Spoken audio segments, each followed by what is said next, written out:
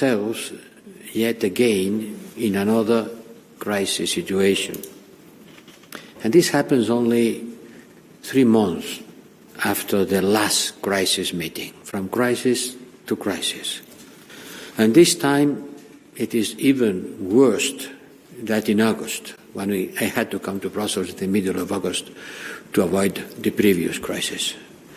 Since August, the dispute over license plates has worsened. Kosovo had decided to start issuing fines from the 22nd of November, it means midnight tonight, for those who have not re-registered their vehicles. As a consequence, Kosovo Serbs have withdrawn from the institutions of North Kosovo. And it means that around 600 police officers have put down their uniforms. Judges and staff of the local administration have also resigned. And currently, less than 50 Kosovo Albanian police officers are manning the police station in the region, which is certainly not enough. This leaves a very much dangerous security vacuum, a vacuum on the ground and in already a very fragile situation. Yes, we have a mission there, we have the EULEX mission, and also the troops of KFOR are present. But they cannot take over the role of the local police. It's not on their mandate, nor on their capacities. Rule of law must not serve as a pretext for tensions and escalations. While not respecting important and binding obligations agreed many years ago under the dialogue being conducted by the European Union and by my predecessor's High Representative. The European Union, our international partners, have repeatedly called for de-escalation, to not avail.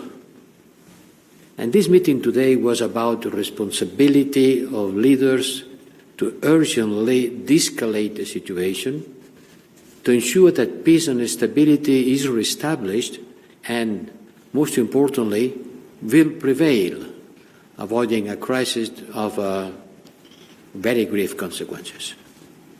Since last summer, we have been preoccupied with permanent crisis management, trying to avoid one artificial deadline after another, from deadline to deadline, from crisis to crisis. And this means that we haven't been able to address the real issue of the normalization of relations, which would resolve and prevent such crisis situations, as the root causes go way beyond license plates. I made it very clear to both parties that we cannot continue like this, that this vicious circle of crisis and deadlines must stop. Both President Vuçiqin and Prime Minister Kurtin are elected leaders with a strong mandate, and we expect them to show leadership and will to resolve their disputes and taking the normalization of relations forward so that they can advance on their respective European paths. But after many hours of discussion, from 8 o'clock this morning, the two parties did not agree to a solution today. I think that there is an important responsibility for the failure of the talks today and for any escalation and violence that might occur on the ground on the following days. And for the sake of transparency, I have to say that we put forward a proposal that could have avoided this risky situation that President Vučić accepted today, but unhappily Prime Minister Kurtin did not. To avoid escalation, I am going to make a pledge. I would have liked it to be an agreement. Once it's not an agreement, let me ask solemnly to both parts. First, I now expect Kosovo to immediately suspend further stages related to the re-registration of vehicles in North Kosovo. I repeat, I now expect Kosovo to immediately suspend further stages related to the re-registration of vehicles in North Kosovo. And Serbia to suspend issuing new license plates with Kosovo city's denomination, including KM plates. This was a proposal that we almost reached, but since it was not possible for many different reasons, I want to stress that I am calling both parties to implement these two requests. This would allow space and time for the parties to look for a sustainable solution to the license plate issue in the context of the normalization of relations, which is our most important objective. In the meantime, lack of agreement today also means that we have to draw our conclusions about how this process of negotiation is being conducted.